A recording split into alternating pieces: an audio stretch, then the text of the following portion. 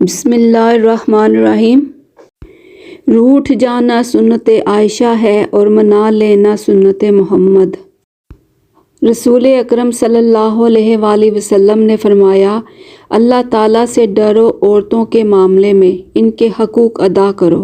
حدیث نبوی ہے، رسول اکرم صلی اللہ علیہ وآلہ وسلم نے فرمایا، اگر شام کا کھانا سامنے رکھا جائے اور ادھر نماز کے لیے تکبیر بھی ہونے لگے تو پہلے کھانا کھا لو۔ رسول اکرم صلی اللہ علیہ وآلہ وسلم نے فرمایا، میری امت میں سب سے زیادہ میری امت پر رحم کرنے والے ابو بکر ہیں، اللہ کے دین میں سب سے زیادہ سخت اور مضبوط عمر ہیں، حیا میں سب سے زیادہ عثمان ہیں اور سب سے بہتر قاضی علی بن ابی طالب ہیں۔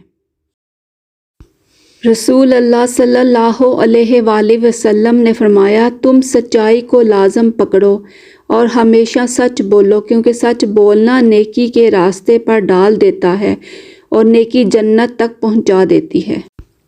ارشاد نبوی ہے، اللہ تعالیٰ کے ذکر کے سوا زیادہ گفتگو نہ کرو، کیونکہ اللہ تعالیٰ کے ذکر کے بغیر زیادہ کلام کرنا دل کی سختی کا باعث ہے، اور سخت دل آدمی اللہ تعالیٰ سے بہت دور ہوتا ہے۔ رسول اللہ صلی اللہ علیہ وآلہ وسلم نے ارشاد فرمایا، اپنے مہمان کے ساتھ کھاؤ، کیونکہ وہ تنہا کھانے میں شرم محسوس کرتا ہے۔